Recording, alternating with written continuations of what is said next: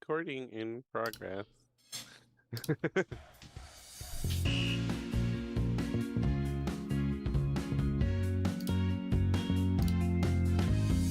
You're listening to the MLS Fantasy Insider, bringing you weekly tips, tricks, and advice for the official MLS fantasy game.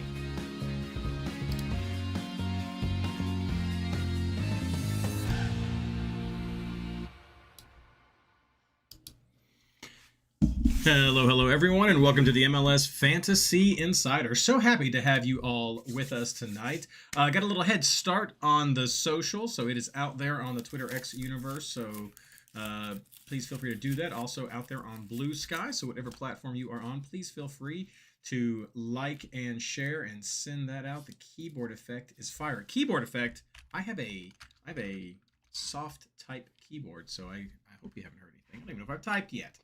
If this is the first time you are joining us for one of the MLS Fantasy Insider live streams, very well may be because this is our round one preview. Thank you so much for doing that here on YouTube, or if you're joining us for the podcast, then you're not hearing this intro. Please do like and subscribe, hit that bell notification to follow for more if you like this sort of content, our little niche community, which is ever evolving as we're going through a little current interesting phase right now. But thank you for finding us. We are working to have a sort of platform agnostic program at this time, but we are acknowledging some specifics that I will get into very shortly. So thank you everyone for doing that. Again, just like and share the socials. It helps so much with the exposure. And with that, we will get right into it. Oh, I didn't have it brought to you by. Go with that. We'll get right into it.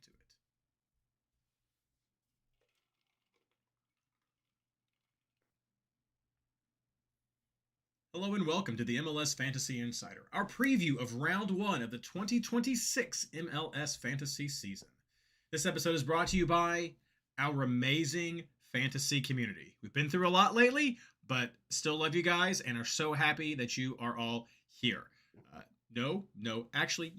Yes. It's also brought to you by our amazing MLS Fantasy Insider Patreon supporters. It's because of you that we are able to keep this project going. I haven't made the updates yet, but do check back to the Patreon soon. I will get those updates out there. We're going to have to make some changes to our tiers based on new developments in the game. So check that out. Coming soon at patreon.com/MLSFI. I'm your host, Reid Connolly from MLSFantasyBoss.com, and tonight I'm joined by my special fantasy guest co-host, Tyler Ranchinator Norman. How you doing, man? I'm doing pretty good. How are you doing? I am doing well. Maybe a little bit better than you, who just had your massive evening draft night before coming onto the show. So all sorts of crazy bombarding MLS info for you tonight. Oh yeah, it's MLS Day for me apparently. It is MLS Day to you. Well, we are happy that you are here to join us for our week one preview episode. First, we're going to start out covering a few things. Last week, we had some information about Kickbase, who is the new fantasy partner as it's being built, the new home for MLS Fantasy. And it's definitely had a lot of conversation going on in the community. We had Fabian here who was talking more about Kickbase as their U.S. contact. But for those of you who are just tuning in, you may have questions. You may have gone to the fantasy site and you're only now seeing this information about Kickbase. So I want to give you the too long did not read quick little update right now to kick off the show, because I've gotten a few messages, seen them on the forum and the message board and Discord. So just a quick update. Yes, Kickbase is the new official home to MLS Fantasy. They do not have a website. It is an app-based product, and so you will need to download that for Android or Apple. This is not the legacy game.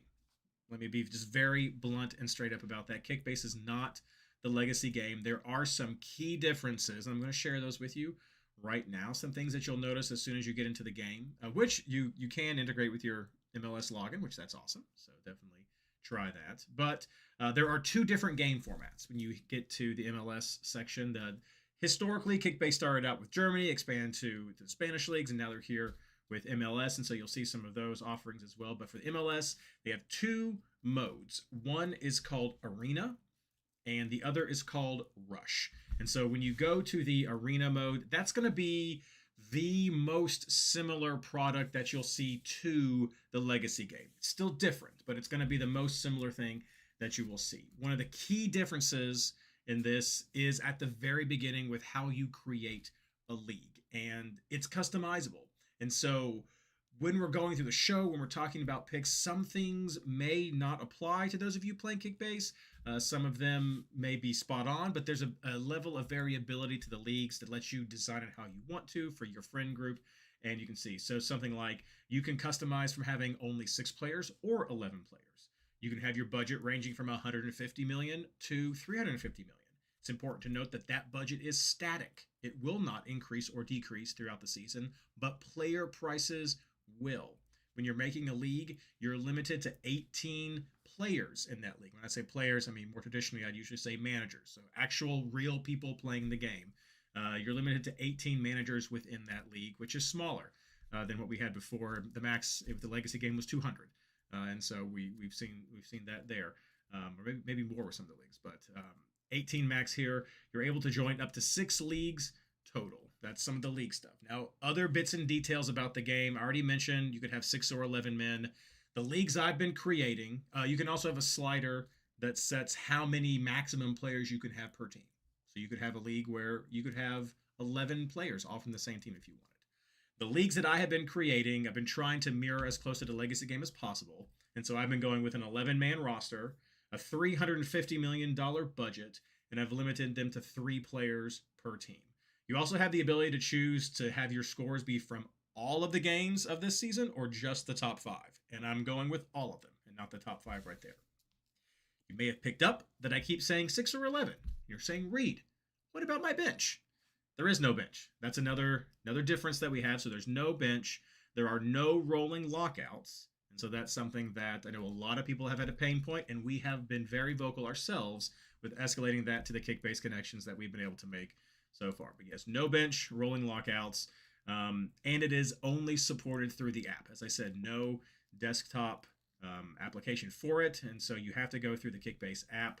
And you will notice, maybe I've buried the lead here, but I'm getting to this on purpose. You will notice when you get to the app, there are 3 levels of user within there. There's the basic account that you get, the standard. I don't know exactly what it's called, but the standard account there. Then there's a pro, and then there's a member. And so there is a paywall with this. You'll start out with a free member subscription to experience the game, but then they have their tiers for what is locked behind the pro tier and what is locked behind the member tier. And personally, for me, I'm going to load it up right now. There is a website. I'm going to be clear there. There is a website that has information about the scoring. They have 100 different scoring metrics, which is way different than what we had before. They have some more details on their website, but you can't actually play the game from the website. And so that's a difference that's right there. Let me get loaded up real quick for the member tiers to help explain that a little bit more there. The most significant differences that we're seeing is that outside of the free tier, you don't get to see player pictures. There's been a lot of discussion about that. That's because there is a deal with the players union. Think NTI in like the college world. I mean, they've had to pay licensing fees for the players' likenesses and things, and so they do have that locked behind a paid tier. MLS didn't, because they already own all that. So that's why we didn't have to see anything like that before. But player pictures are locked behind the first level of membership and the highest level of membership. There's some live game day stats, live game day scores you cannot see in the free tier, with a caveat of you can watch like a 30-second ad and then you can see your live scores. That's been a particular pain point for some people as well. And then they have some advanced statistics like lineup predictions and injury reports and things like that, which questionably, as we all know, if the information is accurate already. But there are tiers, and so that's something to be aware of when you go on there, and you can see that for yourself. See, a quick question. There are captains in the arena mode game. You are able to select a captain, which was a new addition that Kickbase added during this 2-week period that we've been giving them feedback already. That is not yet implemented in the Rush game, but everything that we've seen is that they are working on getting that implemented before launch, so you can also have a captain in your Rush games. Now, I hadn't talked about that yet. So I said arena. The second mode that you'll see with Kickbase is called Rush. And these are challenges that change each week. So the first week 1 challenge is basically a singleton format where you're limited for a 6-man squad and you can only take 1 player per team. So any player that you pick, if you pick Messi, you're not picking anybody else. If you pick maybe a better option than saying Messi, if you pick Brian White, you're not going to be able to get Mueller. You're not going to be able to get Takuyoka. So like you're only limited to 1 player. That's the special challenge for this Rush week 1. Next week, it's going to be different. And so I think that's kind of cool. So that's definitely something you can check out.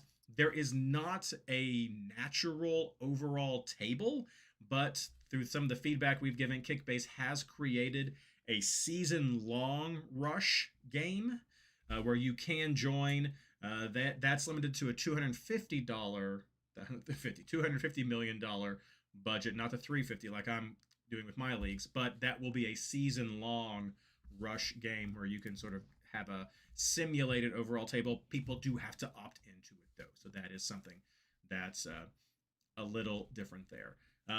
So what's the same? That's what I've said is different. Some of that might feel the same, but there's some differences there. What's the same is you still have unlimited transfers. Each week, it's a different week. Each league you're in is a different team. So if you set one team, that's not going to automatically carry over to the other leagues because they may have different rules. But that means each week, you still get to completely recreate your team from what you had before, just like we had in the Legacy game. There are also still prizes associated with the Rush challenges. So the arena game doesn't have a prize system associated with it, but the season-long Rush that Kickbase is doing does have some prizes. I think it has $1,000 grand prize, and then they have some Kickbase memberships for second and third place. And then for each of the Rush weeks, I think they're going to have memberships and some other prizes that go along with those. That's all Kickbase. It was about $100 for first. It was 100, yeah. So they have some money. They have some of the pro and the member tiers, free accounts that they'll give away for that, for people who win in those Rush weekly challenges right there. So they do have some prizes, different structure than what MLS had. I am currently working with Kickbase to try to get an MLS Fantasy Boss league on there so we can have something for the Discord community. That's one thing I will say is this is different. A lot of people have had a lot of reactions to it, but one thing I will say is they have been very open to communicating. They have wanted to communicate with the league, and I think it's fair to say that Kickbase has suffered its first #because MLS moment because they didn't really get a long runway to get this thing off the ground. So, I mean, I think they've had some pain points. We've had some pain points. We know that people have been looking at other fantasy options as well that have been discussed out there, but I do encourage people to give Kickbase a try. It's different. We're just testing it out to see what it is. I personally think the Rush leagues, the Rush challenges sound really cool. So interested in trying that. And it's a fun little take on some of the traditional fantasy game that other companies have put out there. So, but it's different. And don't worry, we are still helping the community to connect with fantasy the way they want to connect with fantasy. I will go into how we are going to be covering the game this year in just a moment, but I'm going to pause real quick to Tyler, let you share thoughts, any impressions you have. I'm going to read some questions from chat right now and just see what else we can answer as we keep going. Yeah, there's definitely a pretty big divide. It's noticeable in the Discord, and it's understandable. We've just went through a big change. And regardless of which side you feel like you want to side with, I do still want to make sure that we are promoting this podcast because we are giving intel. It sounds like it's mostly Kickbase, which it is mostly Kickbase, but you can still get good intel for whichever league you're doing, whether it's SofaScore or Fantasy United, whichever one you're doing, you can still get intel on which players to look for that week. So don't just think because we're talking about Kickbase this whole time that the picks that we are suggesting are the only ones or are specifically only for Kickbase. obviously there's different schedules and different players that are helpful for the game regardless of which version of the game you are playing. Yes, it's a big change, but just like what Reid said, I would just highly suggest that you at least try it out. It doesn't hurt to try it out for this season, and if you didn't like it at the end of the season, switch which way you're going. Or maybe throughout the season it improves to a point where you're like, actually, this isn't half bad. So that's kind of my take on it. I'm indifferent on which one I want to play. However, I am sticking with the official MLS sponsored game, which is Kickbase, and I'm going to go through it through the rest of the year. Try it out. Yeah, that's a good, quick little summary. Some of the quick questions right here. There's a question. I'm guessing MLS Fantasy Boss Pro Rel League will be discussed today. Yeah, I'll go ahead and discuss that right now, and I mentioned it in chat. Had a lot of back and forth, and that's why I need to update Patreon with the 18-player cap to each of the leagues. We had 300 plus-ish players in the Pro Rel League system last year. And it's just logistically too difficult to really get that managed. We'd have to have a commissioner in each league. It'd have to kind of look at brackets to make sure the pro and rel are the same. And it was going to be just too logistically difficult. So what I am doing is instead, I'm going to be focused on trying to encourage larger league sizes from Kickbase for next season, and just kind of putting a pause on the pro rel and then seeing where we can go from there. I'm not sure what their technology can do or what their limitations may be, since they're not just supporting our league, but that's something I'm going to push for to see if larger league sizes could be something we do so we can continue our pro rel system right there. Chance about rolling lockouts. It was one of the first things when Christian and I first heard about this, and we were reached out by this team and said, hey, we want to learn about the community. We want to see, here's what we have. One of the first things we said was rolling lockouts. That is almost like a must-have with an MLS fantasy game. It's not here now. They have heard that message loud and clear. So I don't know if it's outside of the technology or it's just too late in the season to be able to implement something like that, or if they're just not interested in it because of what their fantasy philosophy is. But for this season at least, we will very likely just need to live under this rule set, but it will, I assume, very easily be one of the top, if not the top, pieces of feedback we give again at the end of the season. I do expect him to reach out to the community as well for feedback. So that's all I really know about rolling lockouts right there. Chance for a larger league cap. Yeah, that's definitely something I'm going to be asking for as there. Let's see here. Gene, you got a question. We're transferring players into your lineup. Is there a way to have replacement players ranked by salary and search? So there are no replacement players. You don't have a bench. You just have your lineup. The filter Gene, the filter is at the bottom of the app when you click on a player. It's on the bottom left corner. It's like a drop-down menu. Is you'll be able to do by the salary. You'll be able to do by points when they score points. It's not robust, but there is some filtering. I will plug right now, and I'll mention it again, head over to the MLS Fantasy Boss Discord to the tools section. We were given a list of the converted fantasy scores from 2025 for if players in that game had been on Kickbase, what their scores would have been. It's estimated to some extent, but Kickbase uses Opta, and so using their 100 points of data, we do have that we do have that Excel sheet shared through the Discord if you want to see how players last year would have scored with their average points and also their total point score. It's going to help with your teams right there. So some players, some of those D-mids did actually score higher. One thing I'll tell you with the points is two very important things I'll tell you with the points. One is universally shared are the majority of the stats. So it's a very possession, passing, crossing focused game. And so those stats are shared universally across all positions. Things like goals, assists, meaning to do an assist, things like that. Those are specific to the position. So like forwards get the least, and then midfielders, and then defenders and goalies get like 120 points for a goal. So those scale with the positions, but everything else, I mean, a forward could get some of the same defensive bonuses as a defensive player. Clean sheets are also attached to each position, specifically with defenders getting more, forwards getting fewer. The Madronda exists. The important note I want to say is a player can score differently than what he is identified in the system.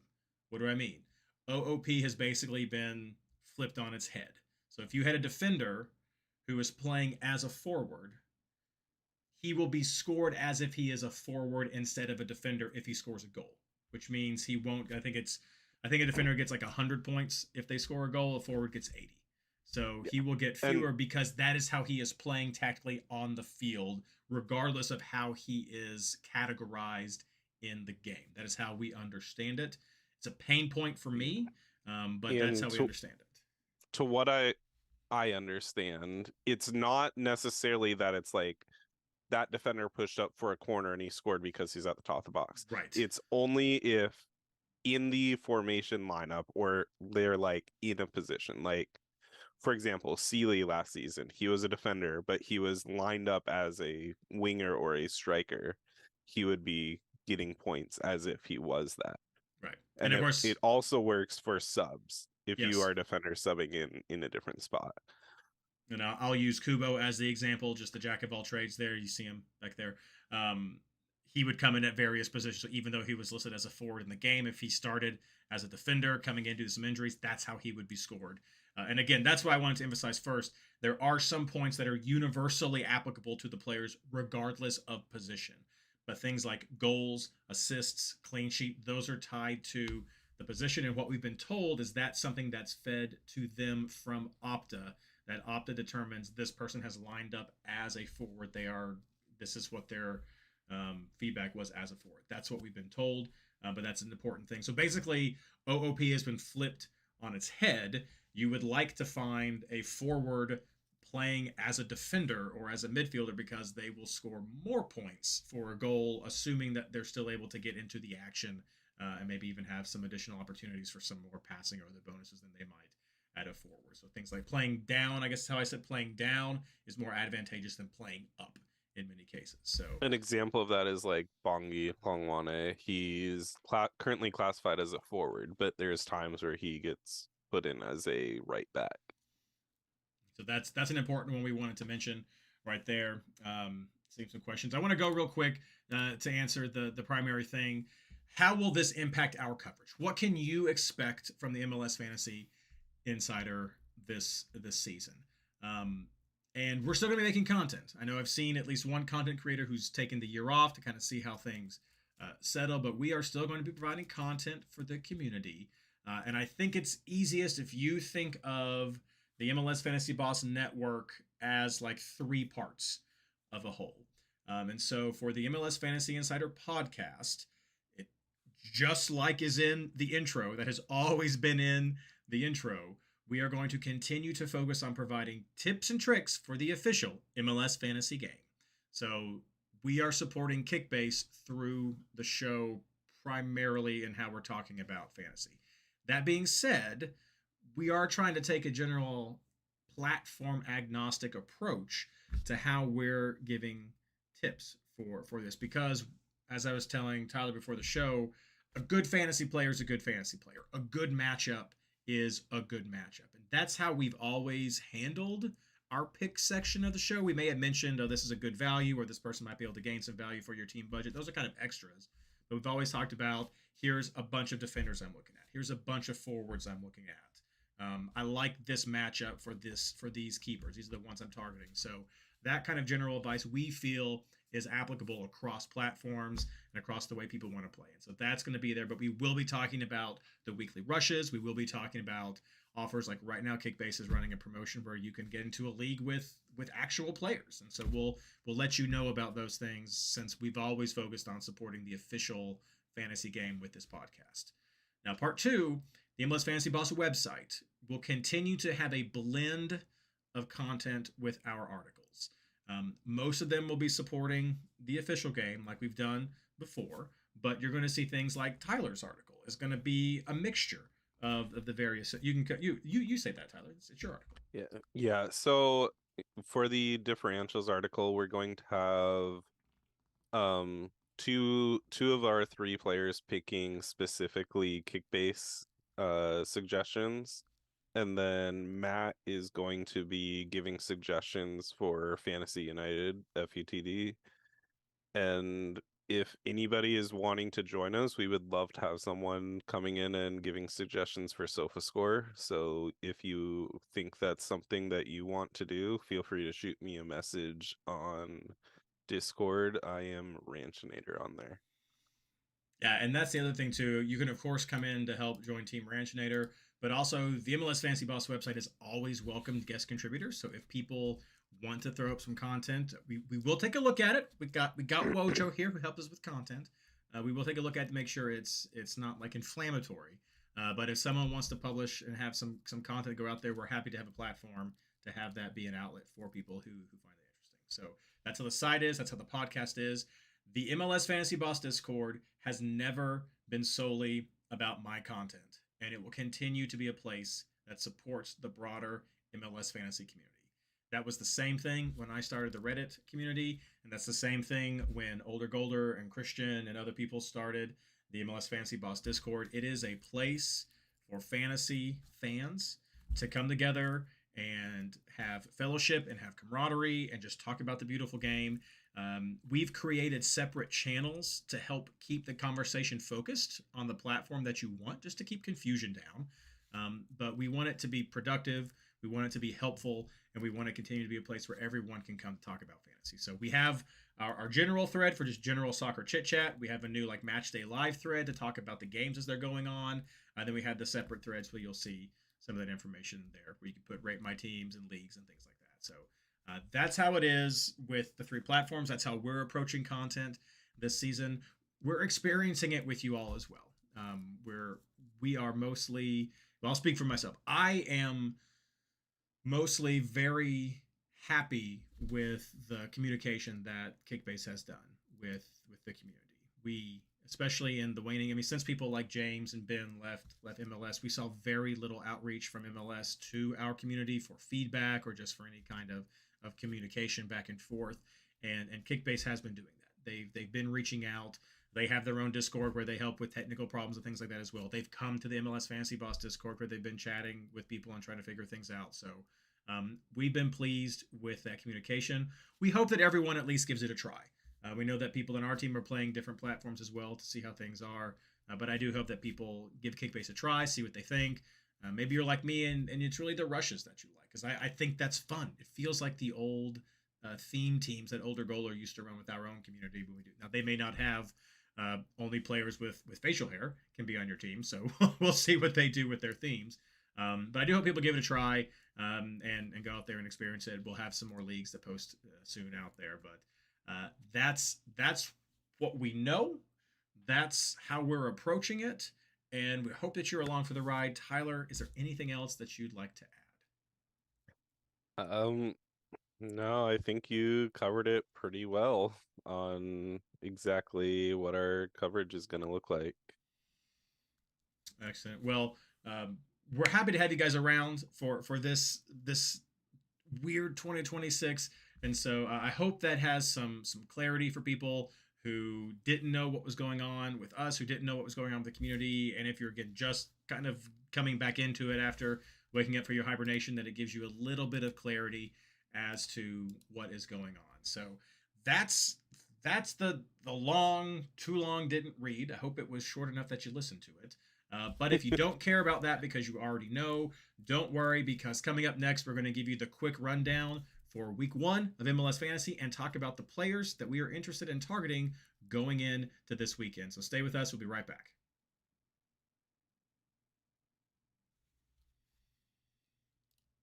Okay. Let's see here. Oh, sorry, Chad. You guys threw some stuff up there. Thank you very much, Christian, for jumping in there to answer some stuff. Let's see what I can check on right now. Any chances they can add a league creation? So basically create a public-private league with our season rush mode. I don't think they have, if I understand that question right, I don't think they have the ability to create your own rushes. That's kind of their thing. But I will say that from the conversations I've had with them, I'm trying to see if they'll create an MLS Fantasy Boss Rush League, because those don't seem to have a cap. And then I can just publish that to the Discord and saying, hey, anyone on the Discord who wants to join, come and join. This is just for the community here to come and play against each other. That's what also makes me wonder if we could see larger or no caps in the arena mode, because it seems like it's supported in the Rush, and so maybe that's something that they could transition over to that. But I don't think you can create something different there with the Rush mode. You can just join what they have with the Rush mode. When I search, no one is ranked high-low. They're all mixed. Oh, yeah, I saw that answer for Eugene. I mean, one thing I will mention that I didn't talk about before, there's no overall rank. I told you there's no, like, overall league that people join. They do have, like, some sort of point system, SP, special points. I don't know what it is, but there's some sort of point system where you can level up and then, like, see how you compare to others. I don't know a lot about that. We kind of played around a little bit with some of the German league one before the MLS one came out, and it's different. I mean, the German one has like a transfer market and like buying and selling players and all that kind of jazz. And so there's differences between the offerings. So it's a little bit different there. So, but we'll see like there. No rolling lockouts means every player in your lineup looks at the first match of the game week. It's going to be tough. It's super tough, especially if you only have a $250 million budget. That's why I went 350 with the leagues I'm creating. I think it makes it easier for sure to get players. It makes it easier to be able to get people who you feel better about starting, especially during double game weeks. We're still going to have double game weeks, so that's going to be kind of massive there.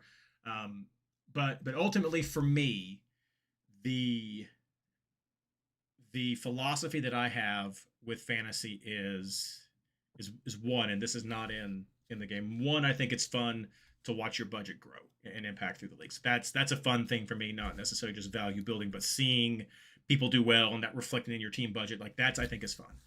But also I think for me, for fantasy, it's fun to be able to play with the players who you know. And a lot of times those are the big name players. Some people will say that means you have chalk. I think oftentimes there can be more big name players than you have spaces for on your team. I mean, Kickbase has an awesome formation system. They've got like 10 different formations you can select from when you're picking up your team. And so I think it's fun when you get to play with players who you know. And I with the $250 million budget, feel like I'm having to make a lot of sacrifices for people who I'm not sure if they'll score well or if they'll even play. And that's kind of frustrating. It's just different though. They have a different philosophy.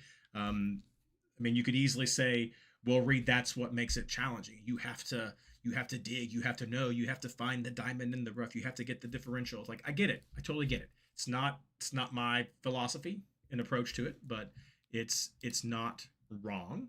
As Eric said right there, it's just different. So it's just a different approach, and I'm down to try it and see what it is. Like I said, the guys at Kickbase have been great with the reach out so far, and that makes me very willing to want to partner with them and just see what their product is and see how we can influence it going forward. So, all right, that's just a lot of chat and me not doing the social thing. And so let me get the plug right there for the second half of the show. We will actually talk about players. So post that over here and post this, and then head over to Blue Sky. Post that post. And I am calling this next part platform agnostic. So I hope it is. I mean, legitimately, I'd like feedback. So if people have feedback for how we can help make the content better, then I definitely want to hear it, because we want to make fantasy fun for everyone. I'm having some hiccups with my browser right now, so I'm hoping I'm not about to have something crash. My screen just went black. Uh-oh. So we'll see what happens. I'm going to not touch anything for a second. And with hope, things are starting to come back. Hold on. I'm just going to wait. I'm glad we're in like the middle of the show and not the content about cost and low cost or budget players would be helpful. exactly. I know that Reid and I were talking before we went live. What we're going to try to do, at least while I'm here for February and March, is I'm going to try to focus on kind of the lower cost players, and he's going to focus on like the go-to players. So we're going to try to hit that up. And then, as always, my differentials article, we try to get low cost as much as we can. I have no idea what happened. Some things are still black. Some things are not black. I think what I'll just have to do is be sure I just restart my computer every time before a stream going forward. Can you still hear me? Yeah, I can hear you. This is... Oh, what happened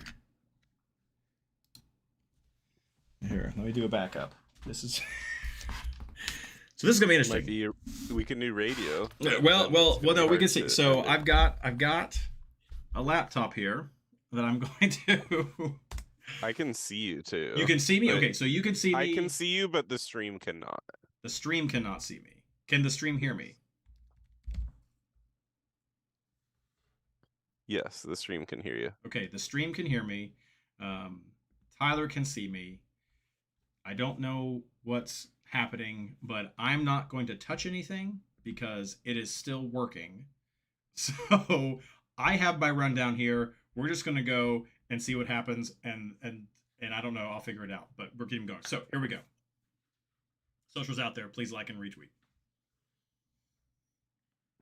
Hello and welcome back to part 2 of our week 1 preview here on the MLS Fantasy Insider. If you're joining us during our live stream, I'm having some weird camera problems, but everyone can still hear me and Tyler can see me, so we're going to keep plugging forward. We're talking about the players who we are targeting going into week 1 of MLS Fantasy. This is a platform agnostic section. Good players are good players. So let's start, as always, Tyler, talking about defenders and keepers. Who do you like?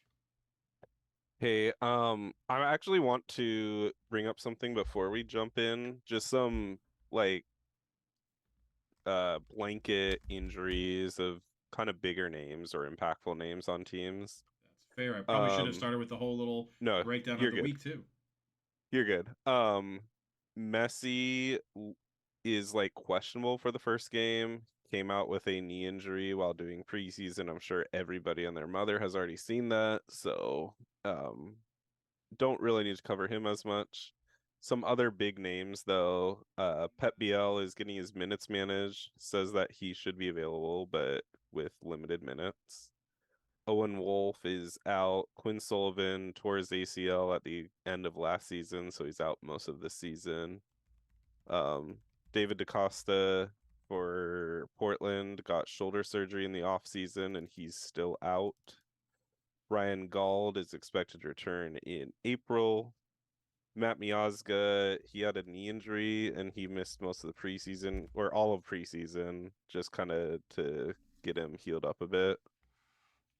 Mosquera for Portland is actually the last game of the season. He got a red card, so he's out for this first game of this season. And then Veselinovic is out until March for Vancouver. All right. Now, with that knowledge, now I'm going to jump into my picks. Well, let me do a quick. I should have. Let's talk about the schedule real quick. So as you, sure. That's a great thing. First week, no one's on a double game week. No one's on a bye. Game start Saturday, February 21st at 2:30 p.m. Eastern Standard Time with St. Louis versus Charlotte. Then 4:30 with Cincinnati versus Atlanta. Then our usual Apple TV lineup there, 7:30, 8:30, 9:30, 10:30 for those games. Then on Sunday, February 22nd, 7 o'clock p.m., kicks things off with LA Galaxy versus New York City FC. And then at 8:15, the final game with Seattle versus Colorado. So that's the lineup. Tyler gave you the injuries. For more, head over to MLSFantasyBoss.com and go to the Discord, and then you can find out more from our mega reference there. So, all right. Now, keepers and defenders. Right. Tyler, who you got? Now, keepers and defenders. I felt keeper for me was actually relatively easy for me to pick this week, primarily because DC United hasn't really made many changes this season, and it actually looks like they have a worse team than last season, plus no more Benteke. So I personally am leaning towards Andre Blake this week. Yes, they are on the road, but even on the road, I feel like Philly can shut down a DC team that is having trouble even making a roster. My kind of backup option, if I choose to change it, would be Takaoka for Vancouver. And just to give you an idea, Blake is 15.5 in Kickbase. Takaoka is 13.1. So if you're trying to save some money, Takaoka is definitely a better pick there. And maybe the route I go if I choose to upgrade elsewhere. Currently, what I'm looking at for defense, I have Jackson Reagan because I really like that Seattle matchup. I have him in at 18.7 is his current price on Kickbase. And then I have Westfield for Philly. He is 12.1. And I also really like the San Diego lineup or matchup against Montreal this week, having to travel basically what might be the second longest travel time behind Vancouver to Miami. So I'm looking at Bombino. He's kind of the cheaper option out there. He's at 17.5. I do also really like Vancouver's defense. I'm not sure which players are starting, however, so I'm trying to kind of avoid that with the way that Kickbase locks. And I kind of like Lesnes for LA Galaxy too, hosting New York City across the way. But again, it's like, do I really want to chance that on a Sunday game? Yeah, that's a What? tough one. I feel like that game's got goals on both sides. So Yeah. I don't know about that one. So I have a few different options right there. Some I like the Blake pick. I totally understand where that comes from. For me, Takaoka is the first keeper who I went to when I was looking at those options there, and so but also you being the Seattle guy, I mean. Thomas is another one I've been looking at as a potentially their really budget with Kickbase 8.8. Yeah. And so I mean that's a potential there. I like that Seattle clean sheet, or at least I like the defense potential there for Seattle's against Colorado. So I think there's a good opportunity there for that clean sheet for them. So I like those two as the primary ones. I mean Blake's a great option as well. I mean, I know people feel good about some of the other clean sheet chances that people have there that I've seen people talk about. Uh, Cincinnati's one that people have thrown around. Atlanta's definitely rebuilding. Atlanta's struggling. I could see if you wanted to go that way and look at someone there like Celentano. So that's definitely someone. He's 15.4 though. I've seen some people talk about Freese with that New York City game, 15.5. I don't feel as good about that one there. Dane St. Clair has been one that people have talked about. He's 18.7. I feel like that's probably too much. I feel like Takaoka's in a good price point. Yeah. The kick-based game there, and so that and I like that Vancouver matchup as well. So I mean, I feel pretty good about that. San Diego is another one going up against Montreal. Yeah. That's another matchup. I don't know which keeper is starting for San Diego. That's That's fair. why No, I didn't want to that's really suggest fair. that one. Yeah. No, that's And absolutely fair. I think I'm I looking like more like defense for them. Yeah, I like your ideas for keepers though. I think the main three are Blake, Tack, and Thomas this week. Yeah, I'd agree. St. Clair's a rough one traveling across to Yep. LAFC. Keeper of the year, but He's a great keeper. He'll probably get a lot of points. However, it's LAFC. He Yep. will get scored on. Yeah, no, that's it's probably too rich for my blood, and his price is too rich for my blood as well. But I think you nailed the three top ones right there. Defenders for me, again, my philosophy maintains even through this new game. When I can, I'm gonna like to try to pair up my keeper and a defender. That's that chance. So like I like someone from Vancouver. Blackman's a good one. I think he had a good score from the converted stats that we've seen. But I'm also not sleeping on someone like Roldan. I know some people think he's questionable to start, so I'll lean on Tyler for anything there. Reagan's another fallback kind of traditionally, but Roldan had a very solid score in the game in Kickbase I game think last year. I think Christian is more questionable right now than Okay. Alex. Okay, and so we'll see. But I like a Seattle defender, especially if you want to go with Thomas. I like that there. I don't think Cincinnati's clean sheet chances are awful, and so if you wanted to go with someone like a Miles Robinson or a Hagland or a Hadebe, I mean, I think that could make sense. I think some of the other wingers like Echenike is a bit too expensive, but if you want to go with like Robinson's 21.2 might be, if you're in a league with a 250 budget, that's probably too expensive. But if you're playing in one of my leagues with 350, I think that's definitely reasonable for what you're looking at for your defenders right there. And then I mentioned San Diego, and McVay had a very good conversion with the scores last year, and so he was a frequent target that we had. And so again, he's one of the ones that I'm definitely considering for that spot. We've lost players like Wagner and Ali and I Alba, know. people like that, and so some of those guys just aren't available anymore. Where we would usually look at some of those offensive ones. I've seen Gutman; he had some good scores. So if he's on the road, so if you're hoping for some offensive chances from him, that might be a risk. I know I'm still kind of sticking with my tried and true kind of home teams, looking for good clean sheet chances, and if I can find someone who might get in the attack, then I'll go from there. There's a lot of bonus point options with the scoring here, so I'm hoping that some of these good classic center backs that we've looked to historically for that bonus point creation will still come through as well. Yeah. You kind of answered Eli's question, but are clean sheets still king for defenders? What do you think with this kick base scoring? So let me load up the points table real quick. I'll talk while you're doing that. No, you're good. I upon my research from what I've seen, actually it's not necessarily clean sheets that are king for defenders. Obviously, clean sheets are really good, but it's not king. Actually, it's more of the attacking defenders that are king. So Arfston had an absolutely amazing season last season, and I would imagine that Wagner also did if he was available for us. However, Arfston is like by far the most expensive defender and by far had the most points.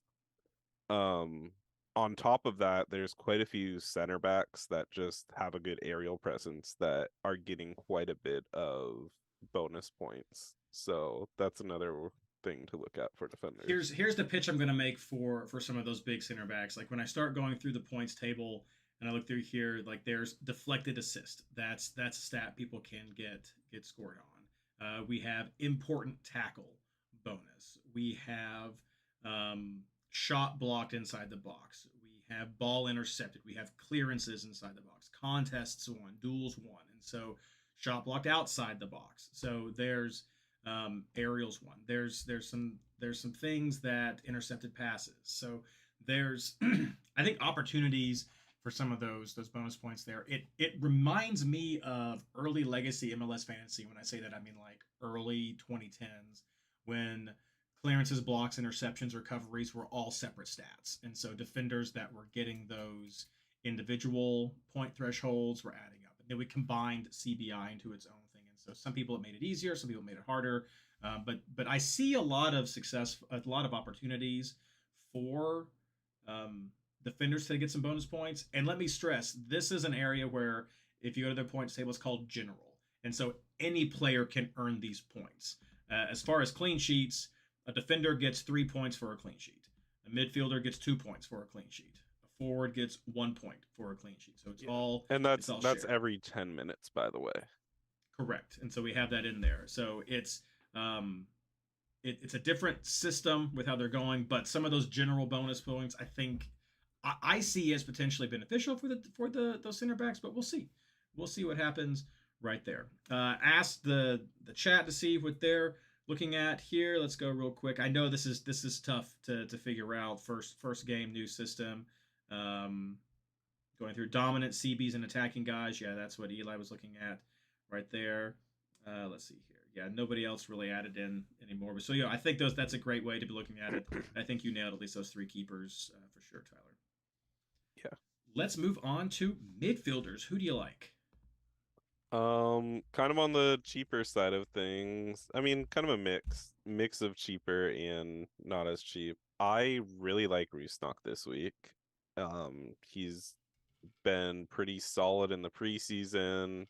They have a home match against Colorado. He's usually the set piece guy. At 26.5, it feels like he's at a pretty good value for a midfielder this week. I'm gonna lean into a little bit of the kick-based scoring with a couple of these other picks. I like Marky Delgado this week, and he's at 19, which is pretty cheap. And the only reason I really like him is because defensive mids actually score very well in kick-based now. So I'm kind of leaning into that. Should be a surefire starter. He's going to have a lot of work to do against a Miami side. So having that holding mid who's doing work and is consistent, he should be a pretty good pick there. And then I'm also leaning on Lukic for Philadelphia.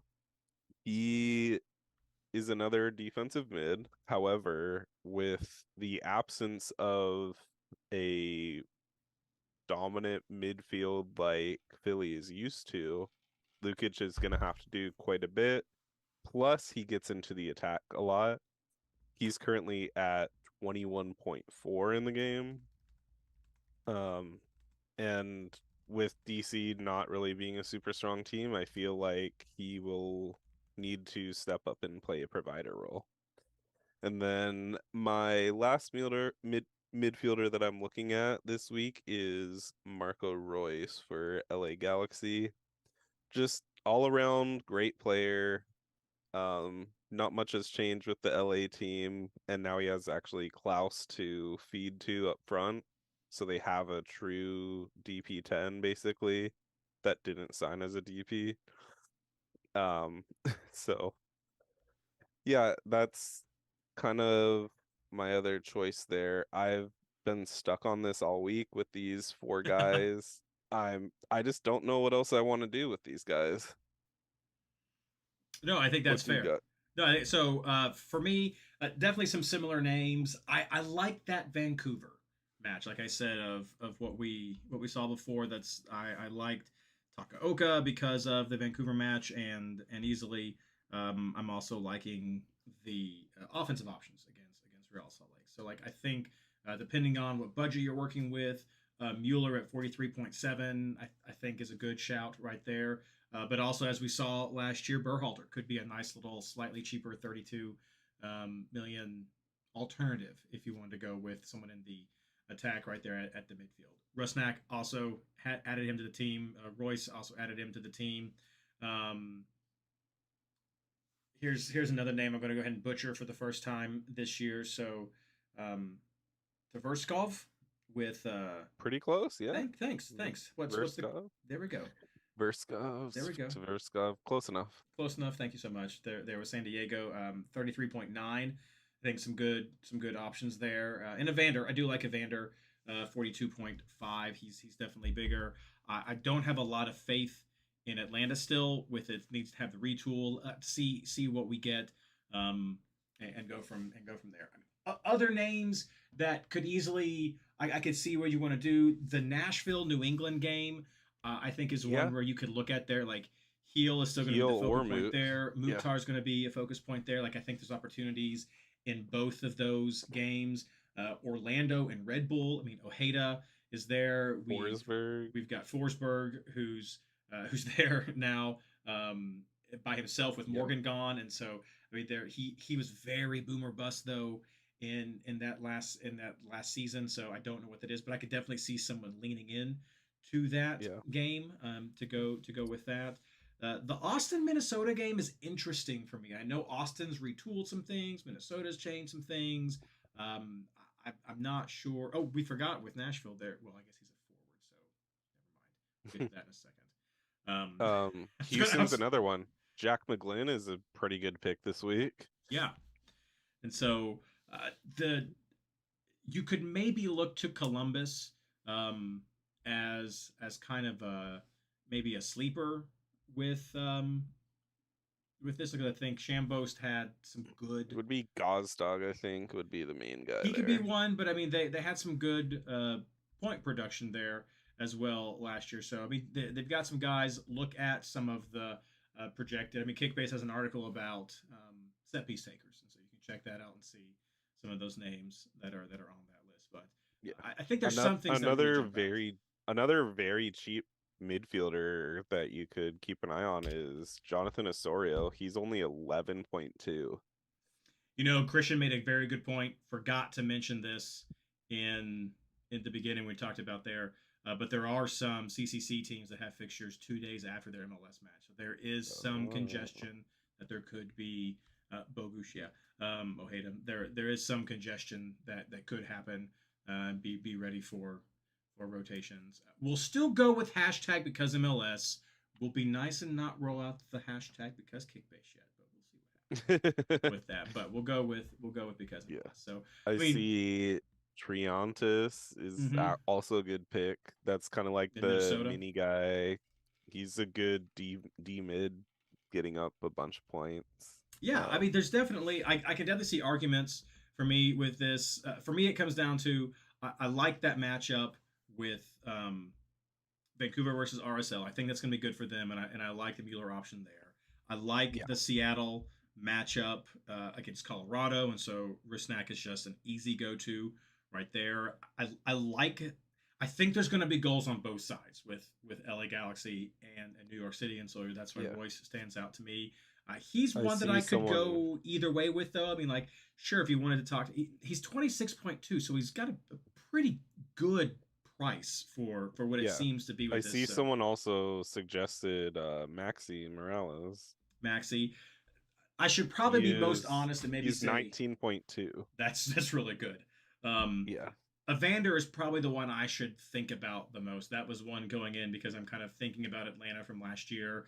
Evander had some of his problems from last year as well. So that's 142.5. That may be one that I need to reconsider to see how that budget turns out, but definitely a quality player to look at. And I've been able to get a lot of these guys in my team. So that's again the 350 budget line that I'm playing with in mind. I hope we've covered some options though. If you're looking, if you need to get some options in your midfield, I mean, like I said, Chambost is 19.2. He had some good scores last year. I mean, you could look at, I know Chicago, Bamba is in the low 20s. He had some play time last year. I still think Berhalter's he's 32. That might be one where you splurge, or maybe you go with Rusnak at 26.5 instead. Or sorry, 26.5 instead. That might be the better buy there. For your money to split some things around. So there's some guys that you could work in that I think have a good chance of starting, and you can still get some good points out of them. Yeah. Let's check chat real quick. McGlynn, Bogush, we talked about those. New York City has no goal threats. That's from Gene. Wow. Oh, James Rodriguez. We'll see. That's what more from Gene. Gene will have to get you on the show, and you can tell us more about your hot takes. So, all right, let's move on to forwards. Tyler, who are you looking at? This is actually where I want to spend most of my money is at forwards, and the one that was like the absolute first player on my team was Andres Dreyer. This guy should have won MVP last year. Yes, I'm gonna go out there and say that he should have won it over Messi. And they're playing against a Montreal team that has to travel really far. Dryer should put up some really good points this week. Another guy that I like, you've mentioned Vancouver quite a bit. I really like Brian White this week at 28 dollars. That's pretty cheap for a forward who has a great matchup. Uh, if I could get into Sonny or Bawanga, I would. They are way too expensive for the rush season long format, which is kind of what I'm looking at. 55 and 47.2 for those guys. I really, really want one. I could try to work around my team to figure it out, and I may end up doing that too. Currently, the kind of cheaper option that I'm looking at is Guilherme from Houston, their new international. I think he's a DP. He's an attacking winger, kind of plays like the Bwanga role. He's at 17 and a half, and he had a wonderful last 2 seasons. So I can see him having a great matchup this week. They are hosting Chicago, so he could have a great play there.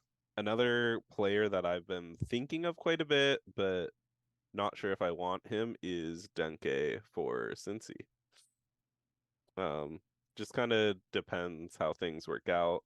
I'd much rather have someone like White Dryer, Guilherme, Sun, or Bawanga over Denke, though. What are your thoughts, Reid? Yeah, I get that with Denke. He had a couple of goals in I believe in the preseason, both against MLS teams, and so um, it's just going to kind of see where the chemistry's at with that squad. Definitely not in my top go to picks right there. So for my 350 team right now, I've got Sun and Bawanga in that lineup because I was able to make that work with that budget, which is maybe just the way it is. I've also been able to make that work in my 250 lineup as well, though, with the season rush game as well. So there's definitely some areas to have to. Yeah, well, we'll see where that stays. There's some sacrifices that have to be made, but I think those are both great options. I agree with you. Messi being potentially out is something to keep an eye on because that will have a huge impact. You could look at the Suarez as an option, or Baterme as the forward option there. I know there's been a lot of talk about him, but I think I would lean more into just kind of going with LAFC if Messi's not there. I feel really good about both of those two players. Sun 55, Bawanga 47.2. Definitely a lot cheaper than Messi 63. Yeah, with that, Messi takes up a 30-year budget. Yeah, with all that option right there. This is important. I think I want to say right now. I mentioned it earlier.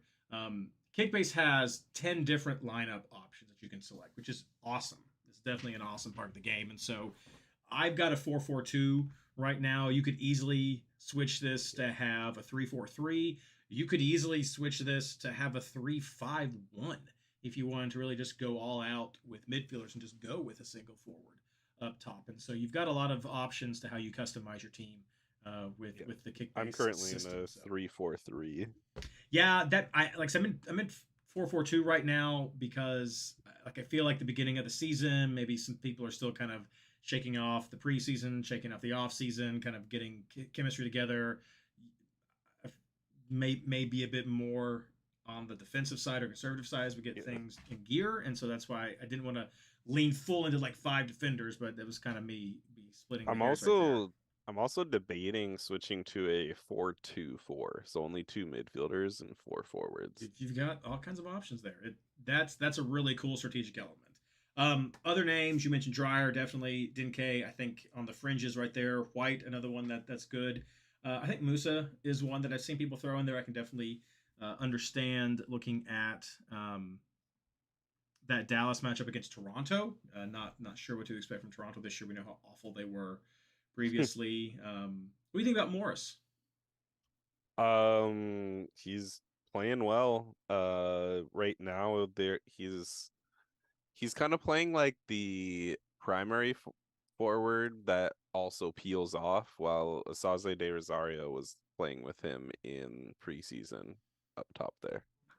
And then another one, like I agree with Eli in chat. You've mentioned Philly before, but I think Eloski is a good shout out. Just looking at that DC game again, one of the few away teams I think we might consider. Rossi, I'm not sure. He's on the road. I feel like you have some better home options before you're really digging into Rossi. Looking through here, I see people saying Peck Zinkernagel. So the name I'm going to mention now that I was going to mention before, Espinoza is now with Nashville, and he's flagged as a forward. Yeah. Kind of don't like that, but I mean, I've not watched Nashville's preseason, so maybe He's kind of playing the same role he did with San Jose, just like the right winger position. yeah. So So I think he should be a mid still. it'll be the great debate. Yeah, lots of names in here. Di Rosario, Christian throws out in there. Yeah, I saw someone mentioned Rossi. I don't not like Rossi. I think that the match they have against Portland is one of the better away matches. It's a lot of travel. First game.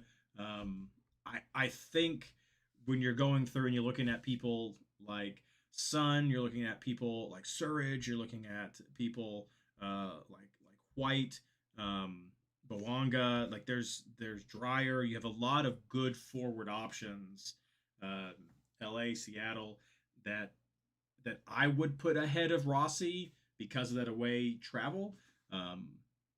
But as I've always been, if you want to roll with him, go with it. That's the rule. Is if you want it, own it, and if you come out, brag about it. That's what it is.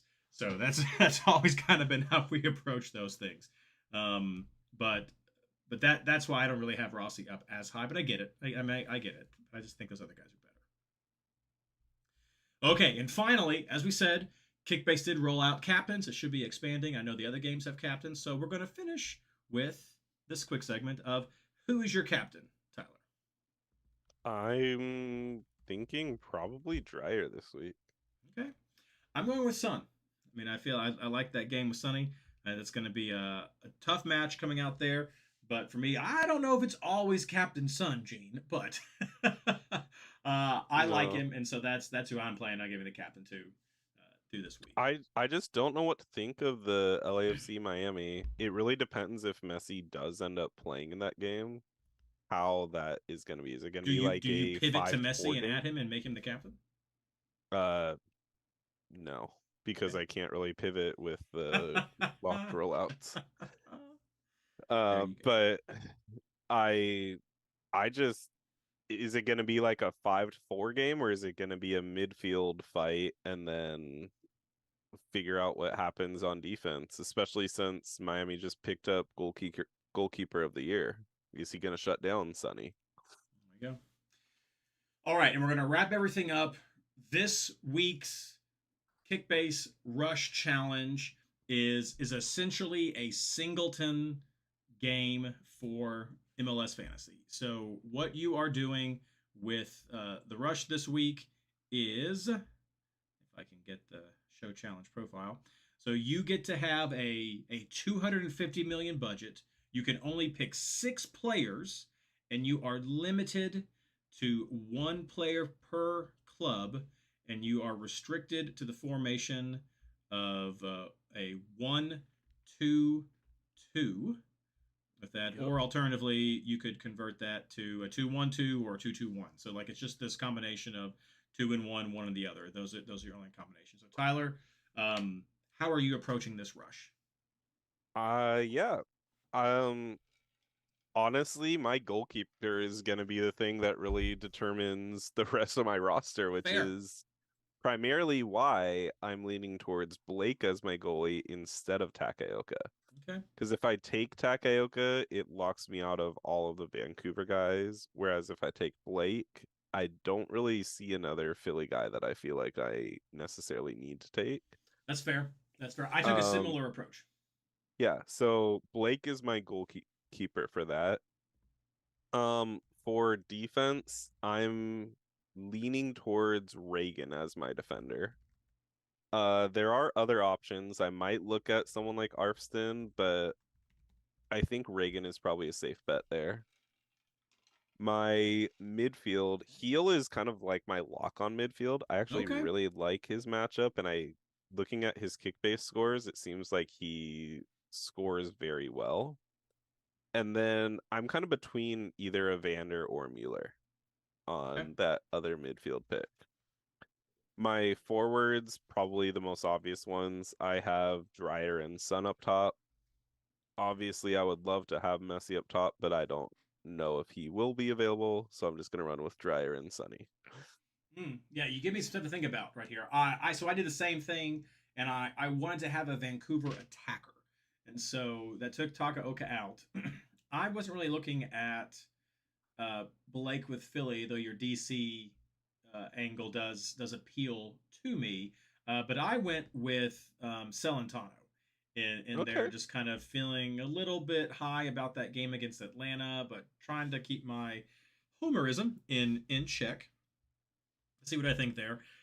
Moving into the defense, I was really on the edge about where I wanted Dryer or not, and I ended up going with a different front line, and so I've got McVay as Okay. my defender. He had a strong score with conversion for kick based last year, which makes sense because he was oftentimes a go-to defender in the legacy fantasy game.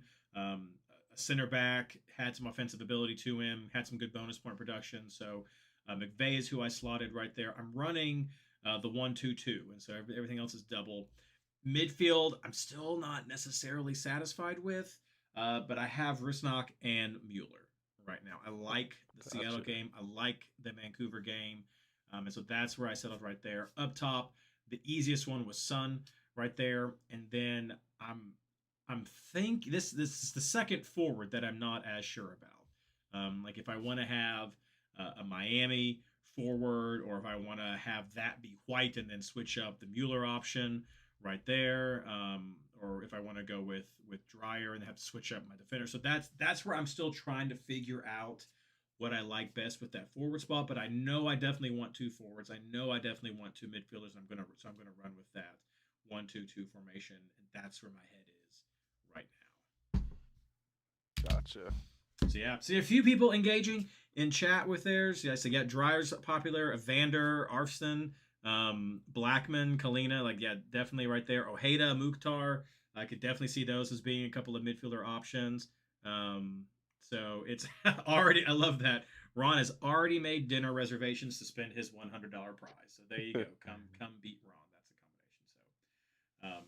So, all right. Well, I'm stoked about that rush. That's super fun.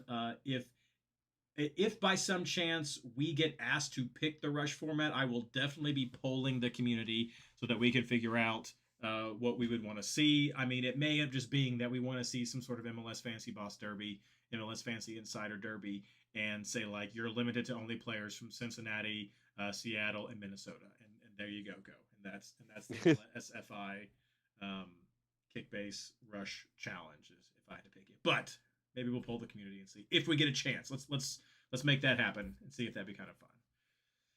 Thank you all so much for joining us for this first episode. I know things are strange. Please let us know your feedback. We want to make sure we're getting the content that you're like. We're trying to keep it broad so it helps you that you're playing. Sorry for the technical glitches for those of you who watch this live with this weird screen thing. My system is still gradually letting me see more of the stuff, but the camera is not there. So thank you for sticking with us. Thank you for listening to us. And so let's wrap everything up with our plugs, Tyler. I'm gonna give a couple of shout outs. One, once again, if you thank you